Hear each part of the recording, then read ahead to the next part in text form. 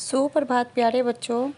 आज हम कक्षा 7वीं में हिंदी व्याकरण में पाठ 9 संज्ञा के रूपांतर पढ़ेंगे, जिसमें लिंग, वचन व कारक दिए गए हैं। तो आज हम लिंग के विषय में पढ़ेंगे। तो अब हम पढ़ते हैं लिंग के बारे में। लिंग लिंग संस्कृत भाषा का शब्द है, जिसका अर्थ है चिन्ह या निशान। जिन संज्ञा शब्दों से पुरुष या स्त्री जाति का बोध हो, उसे लिंग कहते हैं। लिंग से ही यह पता चलता है कि कोई वस्तु पुरुष जाति से संबंधित है या स्त्री जाति से।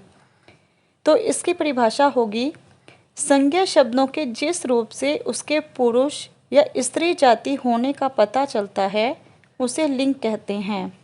जैसे घोड़ा, घोड़ी, शेर, शेरनी, बैल, गाय आदि।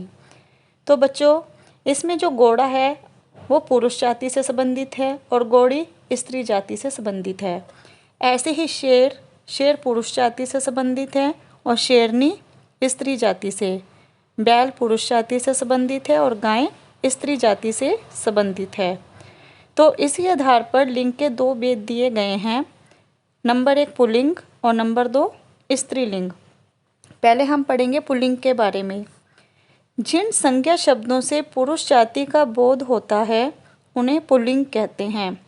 जैसे नेता, बकरा, भिखारी, तोता आदि। तो ये सभी जो शब्द दिए गए हैं, ये क्या किससे संबंधित हैं? पुरुष जाति से। तो इसीलिए इन्हें हम पुल्लिंग शब्द कहेंगे। अब आगे है स्त्रीलिंग। जिन संज्ञा शब्दों से स्त्री जाति का बोध होता है, उन्हें स्त्रीलिंग कहते हैं। जैसे नेत्री, बकरी, भिखारिन, मैना आदि। तो आपने पुल्लिंग में पढ़ा था नेता पुल्लिंग है। तो ऐसे ही जो नेत्री है वो स्त्रीलिंग शब्द है, बकरी भी स्त्रीलिंग है, भिखारिन भी स्त्रीलिंग है और तोता पुल्लिंग शब्द होता है, तो उसका स्त्रीलिंग होगा मैना। तो यहाँ पर कुछ ऐसे नियम दिए गए हैं जिनसे आपको पता लगेगा कि पुल्लिंग की पहचान किस प्रकार से की जाती है। पहले हम पढ़ेंगे, जिन शब्दों के पीछे ए, आ, न, पा, पन आदि प्रत्यय आए, वे पुल्लिंग होते हैं। जैसे वन, खोटा, मोटा, सावन, बुढ़ापा, अपनापन आदि। ऐसे ही जो पर्वतों के नाम होते हैं, वो पुल्लिंग शब्द होते हैं। अब कोई भी पर्वत है, जैसे सतपुड़ा, हिमालय, कैलाश आदि। अब जो दिनों के नाम होते हैं, वो भी पुल्लिंग शब्द होते हैं। जैसे रविवार, सोमवार, मंगलवार, बुधवार, जितने भी हमारे 7 दिन होते हैं, वो सब भी क्या होते हैं? पुल्लिंग शब्द होते हैं। देशों के नाम भी पुल्लिंग होते हैं। अब किसी भी देश का नाम अगर आप लोगे तो वो क्या होगा? पुल्लिंग शब्द होगा। जैसे भारत, नेपाल, कनाडा, अमेरिका, चीन, कोई भी देश का नाम है। धातुओं के नाम भी पुल्लिंग होते हैं। जैसे कोई भी धातु है, सोना, लोहा, पारा, पीतल। लेकिन एक चांदी ऐसा शब्द है जो स्त्रीलिंग होती है। बाकी सभी धातुएं क्या होती हैं? पुल्लिंग शब्द होते हैं। ऐसे ही अनाज के जो नाम होते हैं, वो भी पुल्लिंग शब्द होते हैं।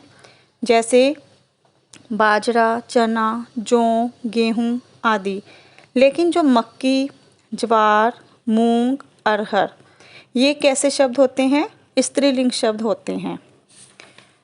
नक्षत्रों के नाम, अब जैसे नक्षत्र हैं, जैसे सूर्य, राहु, आकाश, बुध, मंगल, शुक्र, गुरु, ये जितने भी होते हैं नक्षत्र, ये भी पुल्लिंग शब्द में आते हैं।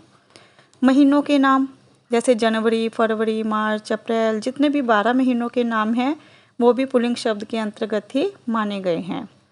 पेड़ों के नाम, अब कोई भी पेड़ है तो वो भी पुल्लिंग शब्द ही कहलाता है। जैसे केला, पपीता, आम, अशोक, कोई भी पेड़ का नाम है। सागर के नाम, कोई भी सागर है, हिंद महासागर, प्रशांत महासागर, अरब सागर, किसी भी सागर का नाम अगर होगा तो वो पुल्लिंग शब्द के अंतर्गत आएगा। वर्णमाला के अक्षर, अब जैसे वर्णमाला है ए, आ, ई, तो जितनी ये सब होते हैं वर्णमाला के अक्षर पुल्लिंग होते हैं। जैसे क, प, च, ट, त। लेकिन ई और री, ये स्त्रीलिंग शब्द होते हैं, ये पुल्लिंग शब्द के अंतर्गत नहीं आते। रत्नों के नाम भी पुल्लिंग होते हैं, जैसे मूंगा, पुखराज, हीरा, मोती, जितने भी रत्न होते हैं। फूलों के नाम भी पुल्लिंग में होते हैं, जैसे कमल, गुलाब, गेंदा, मोतिया। लेकिन कुछ ऐसे फूलों के नाम हैं जो स्त्रीलिंग होते हैं, जैसे जूही, चमेली, रात की रानी, ये स्त्रीलिंग शब्द में आते हैं। समय के नाम पुल्लिंग होते हैं, जैसे घंटा, मिनट, पल आदि। जिन शब्दों के अंत में त्र वर्ण आता है वे प्राय पुल्लिंग होते हैं, जैसे पत्र, नक्षत्र, चित्र, शास्त्र, यानी कि जिस शब्द के अंत में त्र आए। ठीक है। अब आगे हम पढ़ेंगे स्त्रीलिंग की पहचान किस प्रकार से की जाती है।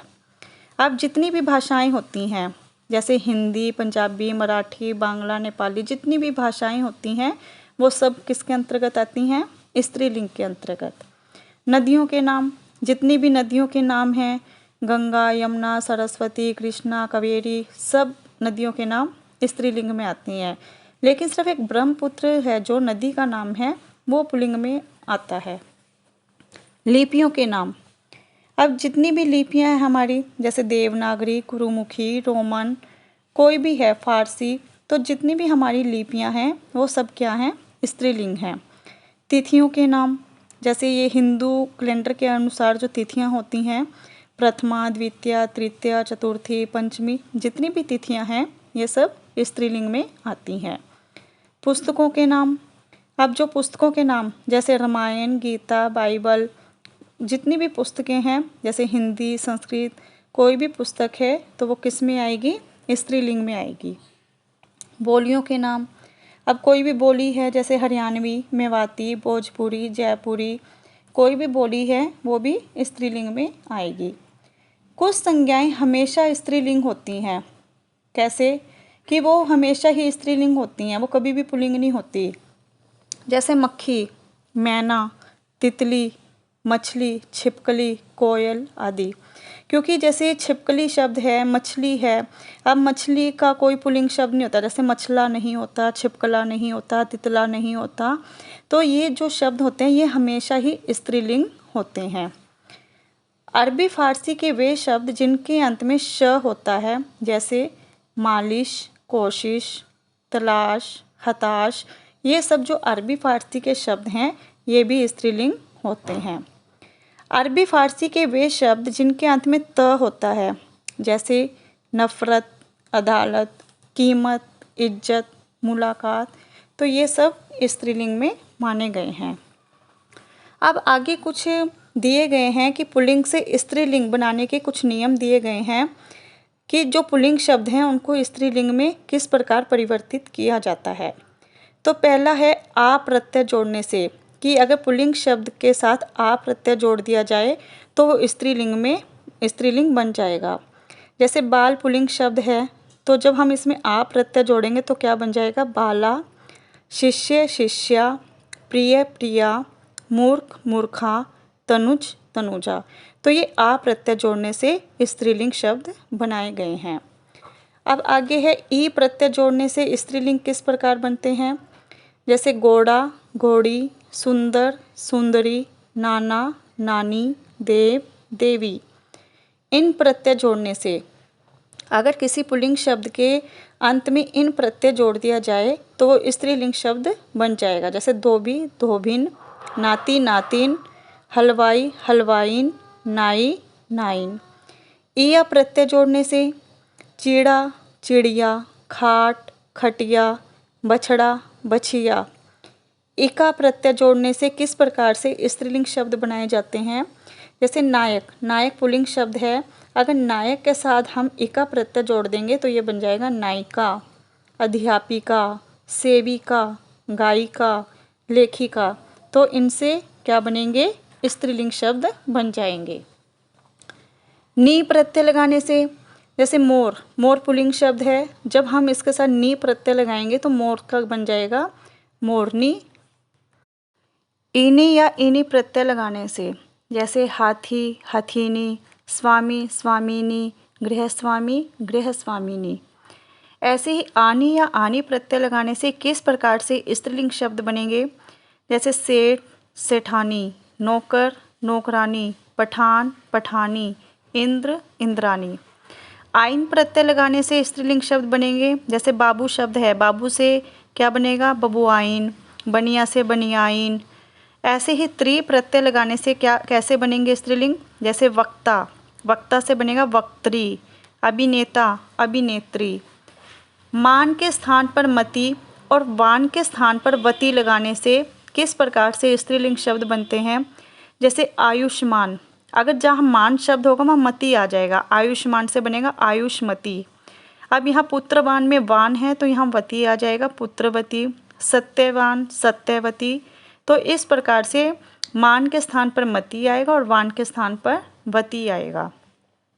मादा व नर लगाने से, अब जैसे नर छिपकली, अब मैंने कहा था कि जो छिपकली है, कोयल है, ये जो शब्द होते हैं ये हमेशा पुल्लिंग शब्द में होते हैं, ये हमेशा स्त्रीलिंग में होते हैं। जैसे फिर इनको हम कैसे लिखेंगे? जैसे छिपकली है तो जो पुल्लिंग शब्द होगा उसके साथ हम नर लगाएंगे, नर छिपकली, और स्त्रीलिंग में आएगा छिपकली। पुल्लिंग में आएगा नर कोयल तो स्त्रीलिंग में आएगा कोयल। खरगोश, खरगोश पुल्लिंग शब्द है लेकिन जब हम इसको स्त्रीलिंग में लिखेंगे तो लिखेंगे मादा खरगोश। गैंडा, गैंडा पुल्लिंग शब्द होता है लेकिन गैंडी शब्द नहीं होता, तो जब हम इसको स्त्रीलिंग में लिखेंगे तो बनेगा मादा गैंडा। कुछ स्त्रीलिंग रूप पुल्लिंग शब्दों से बिल्कुल भिन्न होते हैं। जैसे विद्वान, विद्वान से बनेगा विदुषी। फूफा से बुआ। विदुर से विधवा, सास, ससुर, पिता, माता, राजा, रानी, साधु, साध्वी, कवि, कवित्री, सम्राट, सम्राज्ञी, बादशाह, बेगम, बिलाव, बिल्ली, बहनोई, बहन। तो बच्चों आज हमने संज्ञा के रूपांतर जो लिंग हैं उनके बारे में पढ़ा, तो आपको यह पाठ अच्छे से समझ में आ गया होगा और सभी इस पाठ को ध्यानपूर्वक पढ़ेंगे और इसका जो अभ्यास कार्य दिया गया है वो भी अपनी पुस्तक में ध्यानपूर्वक करेंगे। धन्यवाद।